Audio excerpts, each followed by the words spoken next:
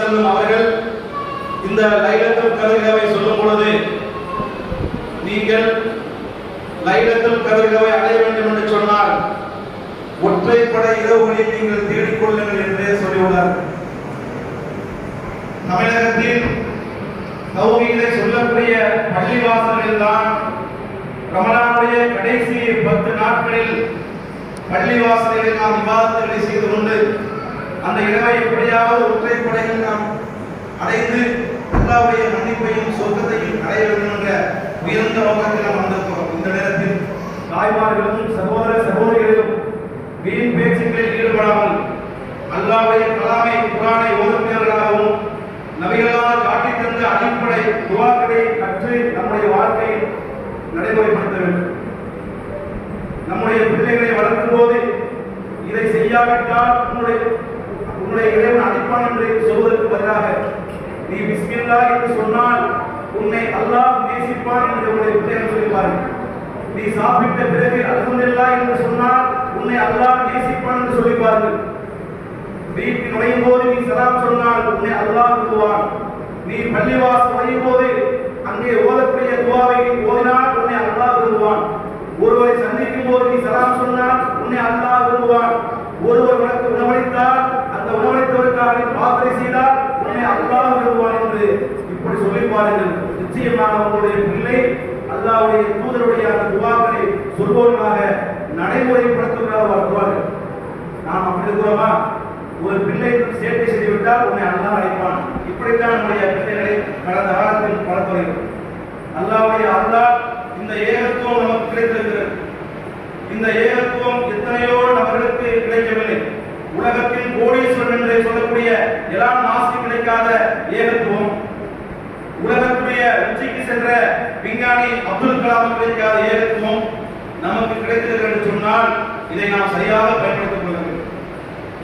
இந்த ஏகத்துவத்தை அல்லாஹ்வுடைய மார்க்கத்தை சொல்லக்கூடிய ஜமாத்தாக இருக்கிறது. இதை விட சொல்லக்கூடிய ஒரு ஜமாத்தாக இருந்தால் அது நாம் பயணிப்போம். ஆனால் இன்றைக்கு சல்லடை போட்டு சரித்தார் ஏகத்துவத்தை சொல்லக்கூடிய எந்த ஒரு ஜமாத்திலும் இல்லை. குர்ஆன் ஹதீஸை போதிக்கக்கூடிய ஜமாத் தவிர எத்தனையோ இஸ்லாமிய அமைப்பு இருக்கிறது. அந்த அமைப்புகள் எல்லாம் களத்தில் நின்று போராடுவார்கள். கடைசியில் தேர்தல் நேரத்தில் வந்து நாங்கள் இதை செய்தோம் அதை செய்தோம் எங்களுக்காக வாக்களிங்கள் என்பார்கள். ஆனால் குர்ஆன் ஹதீஸை போதிக்கக்கூடிய இந்த ஜமாத் ஒரு காலம் அந்த நிலைப்பாட்டில் இருக்கார். நம்முடைய இலக்கு சொர்க்கம் மட்டுமே. நாமெல்லாம் நம்முடைய குடும்பத்தார் அனைவரும், நம்முடைய உறவுகள் அனைவரும், நம்முடைய சொந்த பந்தங்கள், நம்முடைய ஊர்காரர்கள், இந்த உலகில் வாழக்கூடிய இறைநம்பிக்கையாளர்கள் அனைவரும் நாளை சொர்க்கத்தில் இருக்க வேண்டும் என்ற நல்லெண்ணத்தில் தான் இந்த ஜமாத்தில் நாம் எல்லாம் பயணிக்கிறோம். அப்போதென்றால் இந்த ஜமாத்துடைய செயல்பாடுகள் எல்லாம் நீங்கள் அறிவீர்கள். எத்தனையோ அமைப்புகள் இருக்கிறது. அவர்கள் செய்யாததை நாம் செய்ய வேண்டும் சொன்னால் நன்மையை ஏறி தீமையை தடுக்கக்கூடிய ஒரு நல்ல பணியை நாம் செய்து கொண்டிருக்கிறோம். மற்ற ஜமாத்தில் இருப்பார்கள், மதரசா நடப்பார்கள், மதரசாவை நடத்துவார்கள். ஆனால் அங்கே உள்ள பிள்ளைகள் பிறந்த நாளை கொண்டாடுவார்கள். அல்லாஹ்வுடைய தூதர் காட்டினார்களா? அல்லாஹ்வுடைய தூதருடைய பிறந்த நாள் என்று சொன்னால் திங்கட்கிழமை நோன்பு கொண்டாடுகிறார்கள், பசியோடு இருந்தார்கள். எத்தனையோ நேரத்தில் அவர்கள் சாப்பிடாமல் இருந்தார்கள். திங்கட்கிழமை நோன்பு வைத்தார்கள். ஆனால் நம்முடைய பிள்ளைகள் திங்கட்கிழமை வந்து பிறந்த நாள் விட்டால் நல்லா பிரியாணி சாப்பிட்டு சாக்லேட் கொடுத்து நம்முடைய குழந்தை வளர்த்தோம். இப்படி இருக்கக்கூடாது. ஆனால் அப்படி செய்கிறார்கள். அதே போல காது குத்தம் சொன்னா அதுக்கு ஸ்வீட் பாக்ஸ் கொடுப்பாங்க, ஹாட் பாக்ஸ் கொடுப்பாங்க. அதே போல பெண் பிள்ளை பெரியவராக விட்டால் அதை மிக பிரம்மாண்டமாக கொண்டாடக்கூடிய ஒரு ஜமாத்தாக இருக்கிறது. ஆனால் நாம் அப்படி இல்லை.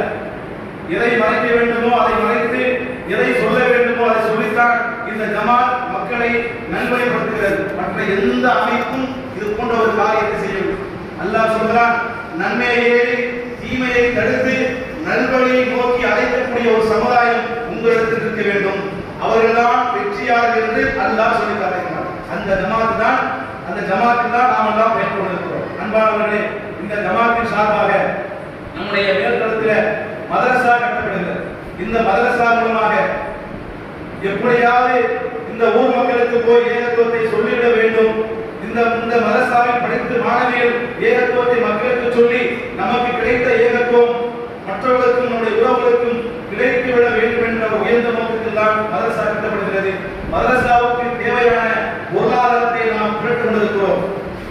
எப்ப பார்த்தாலும் பொருளாதாரம் பொருளாதாரம் என்று நினைக்க வேண்டாம். உங்களுடைய பொருளாதாரத்தின் மூலமாகத்தான் இந்த பள்ளி கட்டப்பட்டிருக்கிறது. ரமலான் மாதத்தில் அனைத்து செலவுகளும் செய்யப்பட்டிருக்கிறது. இந்த பள்ளிக்கு இன்று ஒரு வக்ஃப் சொத்து இல்லை. வருமானம் வருவதற்குண்டான எந்த ஒரு வாடகை கட்டிடமும் நம்மிடம் இல்லை என்பதற்கு அறிவிக்கிறது.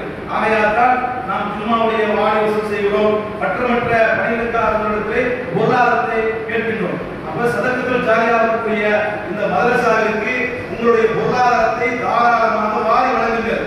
என்னுடைய கணவர் கொடுத்து விடுகிறார், நான் கொடுக்க வேண்டிய அவசியம் இல்லை என்று தாய்மார்கள் சும்மா இருந்து விடுகிறார். உங்களுடைய கணவர் அவருடைய வறுமைக்காக சேவிக்கிறார்.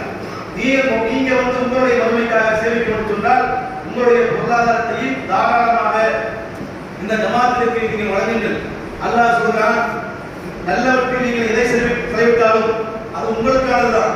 அல்லாஹ்வின் திருப்தியை பெறத்தான் நீங்கள் இது போன்ற செலவுகளை செய்கிறீர்கள். மேலும் அல்லாஹ் சொல்றான், நல்லவற்றில் எதை செலவிட்டாலும் உங்களுக்கு அது முழுமையாக வழங்கும். நாம் இந்த உலகத்துல எதை நல்ல வழியில அல்லாஹ்வுடைய பாதையில செலவு செய்யணுமோ அது உங்களுக்கு முழுமையாக வழங்கப்படும் என்று அல்லாஹ் சொல்கிறான். ஒரு காலம் உங்களுக்கு அணிந்திருக்கப்பட மாட்டார் என்று சொல்லி அல்லாஹ் ஒரு வாக்குறுதியை தருகிறான். அப்ப உங்களுடைய கணவர்கள் கணவன் அதாவது உதவி செய்தாலும் நீங்கள் என்ன செய்யணும்?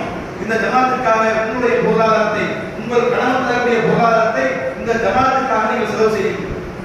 ஏன்னு சொன்னால் நம் நாளைக்கு வறுமை நாள்ல அல்லாஹ்விடத்தில் மிகப்பெரிய மாளிகைகளையும் சொற்களையும் நாம் பெறப்போகிறோம். இன்னைக்கு பூமியில இந்த உலகத்துல ஒரு 5 சென்ட் இருந்தா நாம தான் ராஜா, 10 சென்ட் இருந்தா நாம தான் ராஜா. வானத்தை விட சிறியதா இந்த பூமி. அப்ப பூமி ஒரு புகழ் தான். இந்த உலகத்துல ஒரு 5 சென்ட் 10 சென்ட் இருந்தாலே நாம என்ன செய்யறோம்? அது சந்தோஷமா பார்க்கிறோம். அதை நம்ம என்ன செய்யறோம்? ஒரு வீட்டை கட்டி மகிழ்ச்சியா வாழ்றோம். ஆனா இந்த பூமியை விட 10 மடங்கு நாளை சொர்க்கத்தை நமக்கு அல்லாஹ் தரப்போகிறானே, அதற்கு நாம் என்ன செய்ய வேண்டும்? நிறைய இந்த நல்வழிகளை செலவு செய்யும். இந்த ஜமாத் மட்டும்தான் நன்மையான காரியங்களை செய்கிறது. ஏகத்துவத்தை போய் சொல்கிறது. ஊர்ல ஒவ்வொரு ஊர்லையும் ஒவ்வொரு வீதியில நின்று அல்லாஹ்வை வணங்குங்க, அல்லாஹ்வை கேளுங்க, தர்காவுக்கு போகாதீங்க, தர்காவை வழிபடாதீங்க, இப்படி எல்லாம் சொல்லக்கூடிய நேரத்தில் நம்மை வசைப்பாடக்கூடியவர்கள், திட்டக்கூடியவர்கள் அவ்வளவு நாம் சகிப்புத்தன்மையோடு தான் வருகிறோம். இதற்கெல்லாம் புரிகிறது. அப்ப ஏகத்துவத்தை சொல்லக்கூடிய சகோதரர்கள் சொல்லிக் கொண்டிருக்கிறார்கள். அதற்கு துணையாக நீங்கள் செய்ய உங்களுடைய பொருளாதாரத்தை தர வேண்டும். இப்படி தரும்போது நாளை மறுமையில் அல்லாஹ்விடத்திலே மிகப்பெரிய அந்த உயர்ந்த சொர்க்கத்தை பெற்றுக் கொள்கிறீர்கள். அதற்காக தான் செலவு செய்யும். அதனால ஒரே பொருளாதாரத்தை தான் ஜமாத்தை பேசி நிற்க வேண்டாம். உங்களுக்கு தான் நான் பொருளாதாரத்தை பெற முடியும். அதனால செய்யலாம். உங்களுக்கு பொருளாதாரத்தை கேட்கிறோம், இந்த ஜமாத்தை கொண்டு போய் செய்யும். அதே போல உங்களுடைய பிள்ளைகளுக்கு நல்ல விஷயங்களை கற்றுக் கொடுங்கள். நீங்கள் குழந்தைகளாக இருந்தால் உங்களுடைய பிள்ளைகளும் தொழுவார்கள். நீங்கள் நேரத்துக்கு தொழ வேண்டும்.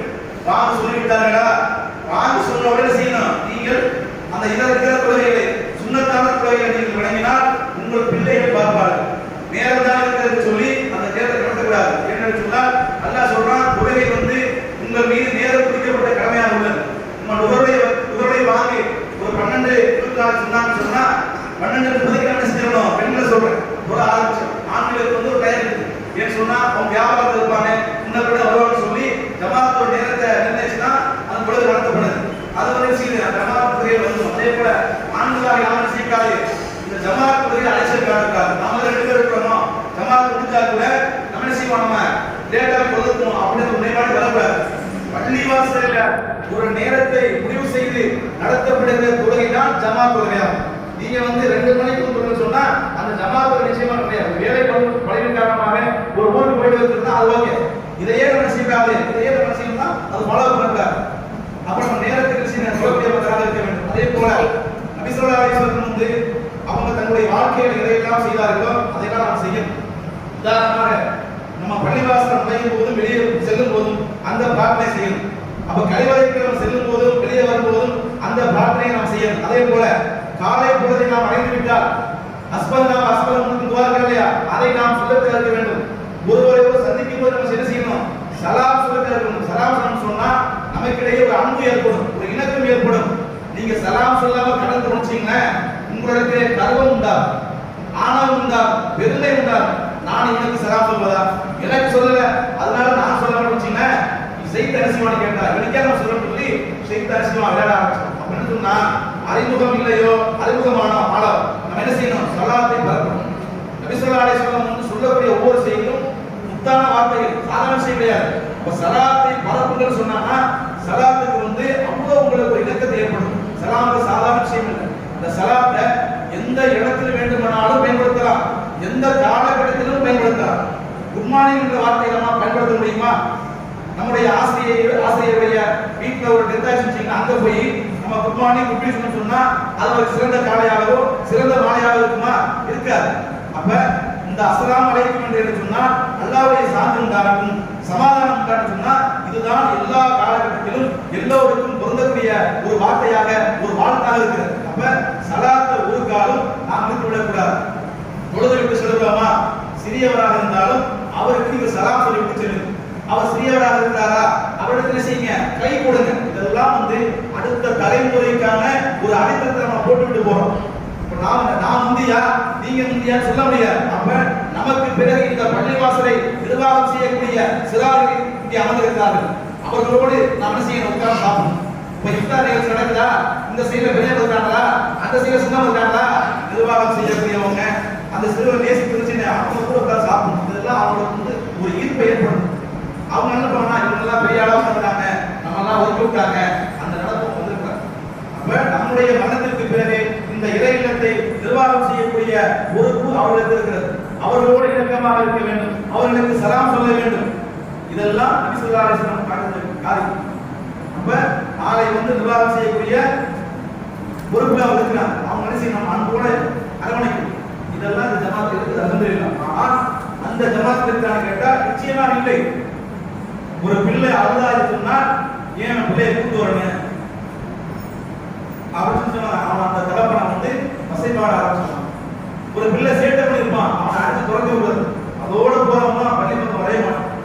40 வயசுக்கு அவன் கூடுங்களேன், வரவே மாட்டான். இன்னைக்கு பார்த்தீங்கன்னு சொன்னா நம்ம அந்த ஈசிஆர் பகுதிகளில் கடைத்தெருக்கள் உட்கார்ந்து இருக்கிறாங்கல்ல, அவங்க எல்லாம் சிறு வயசுல பள்ளிக்கு போய் அன்றைக்கு இருந்த பெரியவர்கள் புரட்டி விட்டதன் விளைவுதான் இன்னைக்கு தொழாதவர்களாக இன்றைக்கு அமர்ந்திருக்கிறார்கள். வீண் பேச்சுகள் இருக்கிறார்கள். 27ஆம் நாளை மட்டும் செய்யறாங்க. இந்த நாள்ல தான் செய்து லைவ் எடுத்துக்கிறாங்க, கொண்டாடுறாங்க. நாம என்ன செய்யறோம்? இந்த கடைசி 10 நாட்கள் செய்யறோம், உயிர் கொடுக்கிறோம். இந்த கடைசி 10 நாட்கள்ல ஒற்றை என்ன செய்யறோம்? அல்லாஹ்வுடைய கட்டணங்கள் இல்லையா? 1000 மாதங்களை விட சொன்னாலே அந்த நாள் நம்ம தேடமா இல்லையா? அப்ப நமக்கு என்ன செய்யணும்? அல்லாஹ் ஒரு ஏற்பாட்டை கொடுத்திருக்கிறான். அப்ப இந்த இறைவனை செய்யக்கூடாது, வீணடித்து விடக்கூடாது. நல்ல விஷயங்களை செய்யணும், பரிமாறிக்கொள்ளுங்க. வீண் பேச்சுக்களை ஈடுபடாம குர்ஆன் ஓதுங்க. எந்த துவா உங்களுக்கு தெரியலையோ அது திரும்ப திரும்ப செய்யுங்க. நீங்க இன்னைக்கு நம்மகிட்ட எல்லாத்துக்குமே ஸ்மார்ட் போன் இருக்கு. அந்த ஸ்மார்ட் போன்ல மனனம் செய்வோம் இருக்குது, துவா செய்வோம், துவா அது இருக்குது, துவா ஆப் இருக்குது. அதே போல உதாரணத்துக்கு கனீஸ் இருக்குது. இதெல்லாம் நீங்க கையில வச்சிருக்கீங்க. இதெல்லாம் நீங்க பார்த்து நீங்க ஓதுனால ஆட்டோமேட்டிக்கா என்ன செய்யுங்க? நடைமுறைக்கு வந்துடும். நீங்க காலை பொழுது அடைந்தவுடன் செய்வீங்க, அந்த காலை துவா ஓதுவீங்க. மாலை பொழுது அடைவீங்களா? அம்சைனா அம்சல் அந்த துவா ஓதுவீங்க. அப்ப நடைமுறைக்கு வந்துடும். அப்ப நீங்க துவா செய்யுங்க, மரணம் செய்யுங்க.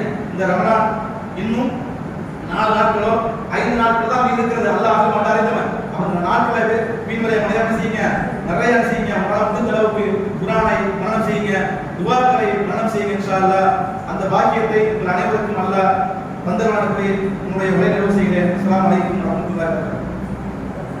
அதே போல இறுதியாக ஃபித்ரா கொடுக்காம செய்யுங்கன்னா விரைவா கொடுங்க. அதாவது நீங்க கொடுக்குற அந்த எண்ணிக்கையை பொறுத்து நம்ம என்ன செய்யுங்க? பொருட்களை ஆர்டர் செய்ய முடியும். அதாவது அந்த ஏழைகளுக்கு சேர வேண்டிய அரிசி, சீனி, சேமியா, ஜவ்வரிசி, நெய் இருக்குது.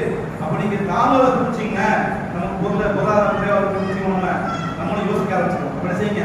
ஃபித்ரா கொடுத்தாலும் செய்யுங்க, விரைவா கொடுத்து அந்த ஃபித்ரா பொருளாதாரத்துக்கு உதவுமாறு அனுமதிக்கப்படுகிறோம். அஸ்ஸலாமு அலைக்கும்.